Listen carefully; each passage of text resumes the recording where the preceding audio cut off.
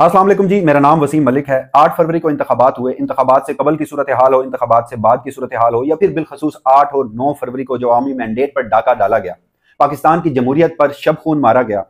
आइन और कानून को पामाल किया गया। इसके जो कल्प्रिट्स हैं, जहां एक तरफ मुल्क की मौजूदा इस्टेब्लिशमेंट है, इलेक्शन कमीशन ऑफ पाकिस्तान है, या उसके साथ साथ निगरान हुकूमतें, या फिर पाकिस्तान की जो ब्यूरोक्रेसी है, मगर उससे बढ़कर मैं ये समझता हूं कि पाकिस्तान की जो अदलिया है वो इसमें सबसे बड़ा किरदार है। पाकिस्तान की अदलिया के कुछ ऐसे फैसले, और फिर बिलखसूस चीफ जस्टिस काजी फायजीसा के कुछ ऐसे फैसले, और अब तक इंतखाबात के बाद पाकिस्तान तहरीक इंसाफ के 4 से 5 ऐसे केसेस जो इंतखाबात से मुताल्लिक ही हैं मगर अभी तक समाअत के लिए मुकर्रर नहीं किए जा रहे। क्योंकि एक तरफ इंतखाबात हुए, इंतखाबात के बाद हुकूमत साजी का अमल मुकम्मल हो गया, हुकूमतें तश्कील पा चुकी, और उसके बाद अब सेनेट के इंतखाबात होने वाले हैं, सदर मुमलिकत के इंतखाबात हो चुके हैं, 1 माह से ज्यादा का अरसा गुजर चुका है। मगर आखिर ऐसी क्या वजह है कि आप आजकल देख रहे हैं कि सुप्रीम कोर्ट ऑफ पाकिस्तान में मुकम्मल तौर पर खामोशी है। हालांकि इंतखाबात से ही मुतल्लिक पाकिस्तान तहरीक इंसाफ की मुताद्दिद ऐसी दरखास्तें हैं जिन्हें समाअत के लिए मुकर्रर नहीं किया जा रहा। एक तरफ आज की इस वीडियो में जरा तफसील से मैं ये आपके फैक्ट्स आपके सामने रखूंगा, जबकि दूसरी तरफ अगर देखा जाए चीफ जस्टिस काजी फायजीसा साहब की लेगेसी, तो एक तरफ पाकिस्तान तहरीक इंसाफ के जो केसेस हैं उनको समाअत के लिए मुकर्रर ही नहीं किया जा रहा, जबकि दूसरी तरफ ऐसे केसेस जिनका बराह रास्त ताल्लुक है पाकिस्तान की फौजी स्टैब्लिशमेंट से, और वो केसेस उनको बड़े अजीज हैं, और वो ऐसे केसेस जिनमें वो फैसला कर चुके हैं और उसके बाद उनके फैसले के खिलाफ जो सुप्रीम कोर्ट ऑफ पाकिस्तान में दरखास्तें दायर हुई हैं वो भी समाअत के लिए मुकर्रर नहीं हो रही। उन्हें भी सुप्रीम कोर्ट ऑफ पाकिस्तान की बिल्डिंग में किसी इमारत में उनकी फाइलें भी दफना दी गई हैं। और फिर बिलखसूस ऐसे केसेस की बात करूंगा जो बज़ाहिर पाकिस्तान तहरीक इंसाफ के खिलाफ थे, बज़ाहिर पाकिस्तान तहरीक इंसाफ की गुज़श्ता हुकूमत में होने वाले कुछ ऐसे केसेस थे, और इनका जो बराह रास्त फायदा पहुंचा है वो पाकिस्तान तहरीक इंसाफ के अलावा दीगर सियासी जमातों को फायदा पहुंचा है। उसके लिए सुप्रीम कोर्ट ऑफ पाकिस्तान और चीफ जस्टिस काजी फायजीसा साहब के पास मुकम्मल वक्त भी है, और उन केसेस को समाअत के लिए मुकर्रर भी किया गया और फैसले भी सुना दिए गए। तो ये जो तमाम तर सूरत हाल है, आज की इस वीडियो में जरा तफसील से बात करूंगा, और आखिर में आपको यह भी बताऊंगा कि इस सब में मैं कहीं ना कहीं पाकिस्तान तहरीक इंसाफ का जो किरदार है वो भी बड़ा मशकूक समझता हूं। क्योंकि इस वक्त इमरान खान तो जेल में है, पाकिस्तान तहरीक इंसाफ की जो मेन लीडरशिप है वो भी जेल में है, मगर जो बाहर के रहनुमा हैं, जो 5-6 लोग हमें मीडिया की स्क्रीनों पर नजर आते हैं, उनका जो किरदार है वो भी इस हवाले से उतना ही मशकूक है जितना चीफ जस्टिस काजी फायजीसा साहब का है।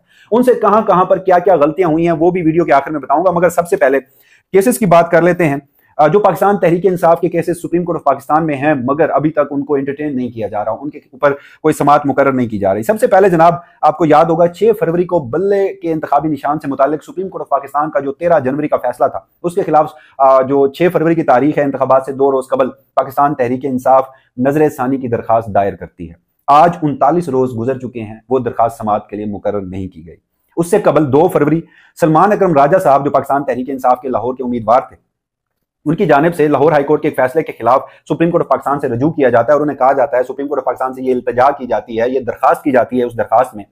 कि आपने हमसे इंतखाबी निशान तो छीन लिया मगर हम बतौर जमात रजिस्टर्ड हैं आज भी पाकिस्तान तहरीक इंसाफ के साथ, लिहाजा हम किसी भी इंतखाबी निशान पर इलेक्शन लड़ें, हमारी जो वाबस्तगी है वो होनी चाहिए पाकिस्तान तहरीक इंसाफ के साथ ही। वो दरखास्त 2 फरवरी को दायर हुई, 43 रोज गुजर चुके हैं और अभी तक उस दरखास्त को समाअत के लिए मुकर्रर नहीं किया गया। और ये वो वाहिद दरखास्त थी, अगर इसे समाअत के लिए मुकर्रर किया जाता, और जिस तरह सलमान अकरम राजा साहब कहते थे कि इलेक्शन कमीशन के फॉर्म 33 में जो तस्हीह है वो की जाती है, हमारी वाबस्तगी पाकिस्तान तहरीक इंसाफ के साथ ही रखी जाती, तो फिर बल्ले का इंतखाबी निशान वाला जो 13 जनवरी का फैसला था वो मुकम्मल तौर पर गैर मौसर हो जाता, पाकिस्तान तहरीक इंसाफ को अब मखसूस नशिस्तें भी मिल जाती। तो ये जो एक ग्रेटर गेम थी रियासत की, जिसमें पाकिस्तान की स्टैब्लिशमेंट, पाकिस्तान की अदलिया, पाकिस्तान की निगरान हुकूमतें, पाकिस्तान का इलेक्शन कमीशन, पाकिस्तान की सिविल ब्यूरोक्रेसी और पाकिस्तान की जो पुलिस है, वो मुकम्मल तौर पर एक पेज थे, और उनके सामने एक सियासी जमात जिन्हें निशान इबरत बनाना था वो पाकिस्तान तहरीक इंसाफ थी। तो खैर सलमान अकरम राजा साहब की ये दरखास्त भी आज तक नहीं लगाई गई। उसके अलावा आज से 22 रोज कबल 23 फरवरी की तारीख को शेर अफजल मरवत साहब पाकिस्तान तहरीक इंसाफ के रहनुमा हैं, वो जाती हैसियत में सुप्रीम कोर्ट ऑफ पाकिस्तान में दरखास्त दायर करते हैं आइन के आर्टिकल 184(3) के तहत,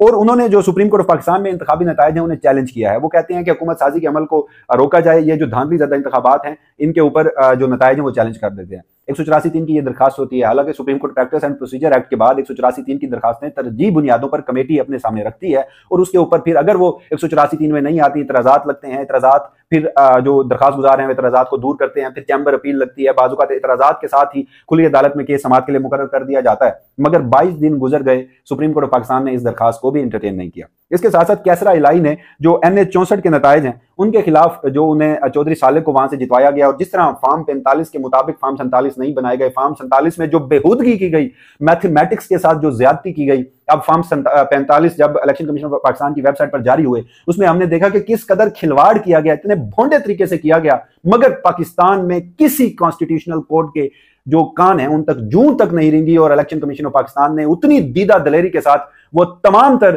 जो फार्म 45 हैं जिन्हें तब्दील किया गया था, जो केजी का बच्चा, नर्सरी का बच्चा ये पहचान कर सकता है कि यहां पर मैनिपुलेशन हुई है, उसके ऊपर किसी से कोई जवाबदेही नहीं तलब की गई। तो जनाब कैसरा इलाही साहिबा की यह दरखास्त थी। 17 दिन गुजर गए हैं, एक दरखास्त को भी समाअत के लिए मुकर्रर नहीं किया गया। इस दरखास्त के ऊपर एतराजात आयद किए गए थे, एतराजात दूर किए गए दरखास्त गुजार की जानिब से, और अभी तक दरखास्त समाअत के लिए मुकर्रर नहीं हुई। ये सूरत हाल है पाकिस्तान तहरीक इंसाफ के उन केसेस से मुताल्लिक। अभी माजी के जो केसेस चल रहे हैं उनको मैंने नहीं कुरेदा, मैंने आपके सामने रखा है। जो इंतखाबात से मुताल्लिक ही केसेस थे उनको समाअत के लिए मुकर्रर नहीं किया गया। अब आ जाते हैं एस्टैब्लिशमेंट के जो मुफादात के केस हैं, जो चीफ जस्टिस काजी फैज ईसा साहब नहीं लगा रहे, उसके ऊपर भी मैं आता हूं। और वो सबसे अहम बुनियादी इंसानी हकूक के केस हैं, वो बड़ा अलार्मिंग मसला है, मगर उस पर सुप्रीम कोर्ट ऑफ पाकिस्तान मुकम्मल खामोश है। उसकी जानिब आता हूं। उससे कबल जो बज़ाहिर पाकिस्तान तहरीक इंसाफ के खिलाफ केसेस समझें, या फिर आप समझें कि पाकिस्तान तहरीक इंसाफ की मुखालिफ जो सियासी जमातें हैं उन्हें अगर इन केसेस से फायदा पहुंचा है, तो वो एक लंबी तारीख है, उस केसेस की लंबी लिस्ट है, लंबी दास्तान है। उनमें से कुछ अहम केसेस आपके सामने रखता हूं। बैरिया टाउन अमल दरामद केस, उसमें इमरान खान को 190 मिलियन पाउंड में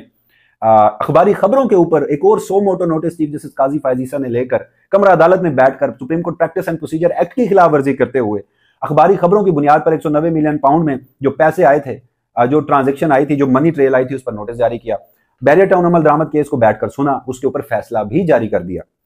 आइन के आर्टिकल 62(1)(f) की तशरीह की, रिव्यू इस्तेमाल हो चुका था फैसले के खिलाफ। Supreme court practice and procedure act के बाद कोई रेमेडी नहीं बची थी कि इस केस को दोबारा से खोला जाए, और उस पर भी हमने देखा कि सुप्रीम कोर्ट ऑफ पाकिस्तान ने हाई कोर्ट के फैसले के खिलाफ जो एपलेट जुरिसडिक्शन आई थी, उसमें सुप्रीम कोर्ट ऑफ पाकिस्तान का समीउल्लाह बलोच केस भी पूरा खोल दिया, और ना सिर्फ खोला बल्कि उसे कालअदम करार दे दिया। सुप्रीम कोर्ट ऑफ पाकिस्तान ने यह कारनामा भी सरअंजाम दिया। इसी दौरान मशहूर जमाना जुल्फकार अली भुट्टो का केस था। जुल्फकार अली भुट्टो का केस नो डाउट लगाना बड़ी जबरदस्त बात थी, मगर इतनी मैराथन समातों के बाद, कोशिशों के बाद भी सुप्रीम कोर्ट ऑफ पाकिस्तान ने आज के रोज तक भी जुल्फकार अली भुट्टो साहब को, जो उस वक्त रियासत ने आइन की सरबुलंदी की खातिर उन्हें तख्तादार पर लटकाया था, उन्हें इंसाफ नहीं दिया। शौकत अजीज सदीकी साहब का केस है जिसमें बराह रास्त इमरान खान और जनरल फैज हमीद मुलविस हैं, या कहा जाता है उनके ऊपर इल्जाम यही है। वो केस भी सुना, उसके ऊपर भी फैसला महफूज है, लेकिन फैसला अब तक नहीं सुनाया गया, क्योंकि उसमें फैज हमीद साहब और जनरल रिटायर्ड बाजवा साहब और ब्रिगेडियर रामे साहब, जो उस वक्त ब्रिगेडियर थे लेकिन अब सुनीद ये है कि वो शायद इस वक्त भी सर्विंग है और मेजर जनरल के रैंक पर पहुंच गए हैं, वो उसमें हैं। उसमें शौकत अजीज सदीकी साहब ने उन्हें मुलविस करार दिया गया, तो अभी तक वो फैसला भी नहीं सुनाया जा रहा। दूसरा आ जाते हैं फैजाबाद धरना नजरसानी केस। बराह रास्त इमरान खान के खिलाफ ये केस समझा जा रहा था, उसके ऊपर बड़े बुलंदो बाग दावे किए, बड़ी ऑब्जर्वेशन दी चीफ जस्टिस काजी फैज ईसा साहब ने, केस सुना भी, और उसके बाद एक इंक्वायरी कमीशन भी बनाया। उस इंक्वायरी कमीशन में बहुत सारे लोग पेश भी हुए। अब सुनीद ये है कि वो इंक्वायरी कमीशन जो है वो अपनी रिपोर्ट तकरीबन मुकम्मल कर चुका है, सुप्रीम कोर्ट ऑफ पाकिस्तान में दायर की जाएगी, जमा करवाई जाएगी, फिर सुप्रीम कोर्ट ऑफ पाकिस्तान इसके ऊपर भी केस बैठकर सुनेगी। अच्छा, अब सुप्रीम कोर्ट पाकिस्तान ने एक और केस भी लगाया है जो 2018 का है, इंतखाबी उज़रदारी से मुतल्लिक, और जिसमें बराह रास्त मुलविस हैं कासिम सूरी साहब, उनको भी ज़ाती हैसियत में अगले हफ्ते समाअत के लिए समाअत में तलब किया गया। ये केसेस सुप्रीम कोर्ट पाकिस्तान में अब भी लग रहे हैं।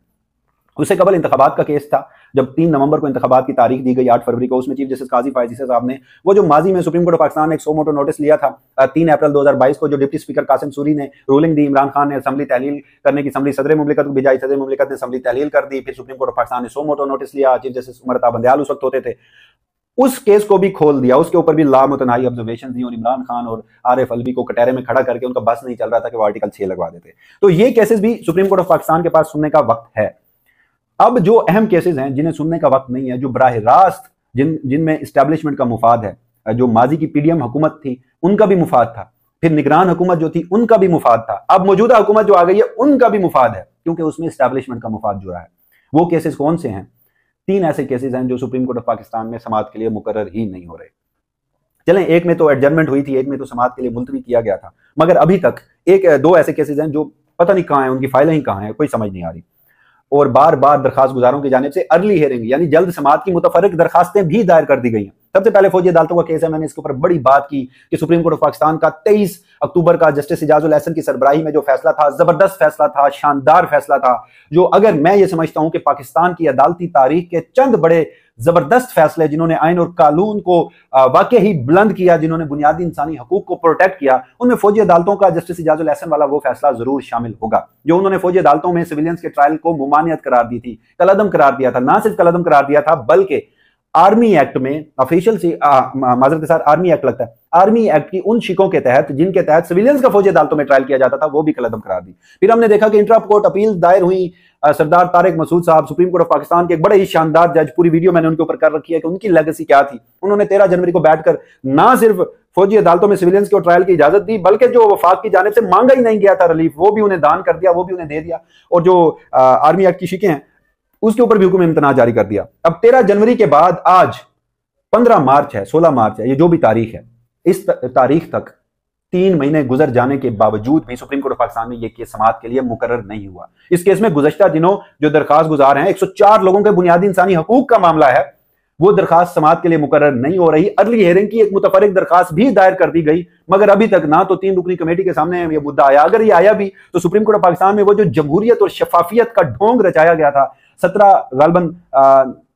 सितंबर था जब चीफ जस्टिस काजी फायज ईसा साहब जो हैं उन्होंने कलमदान संभाला था, उसके बाद उन्होंने जमहूरियत और शफाफियत का ढोंग रचाया था, और सुप्रीम कोर्ट ऑफ पाकिस्तान में वो जो प्रेस रिलीजेस आती थी, वो लाइव कवरेज होती थी,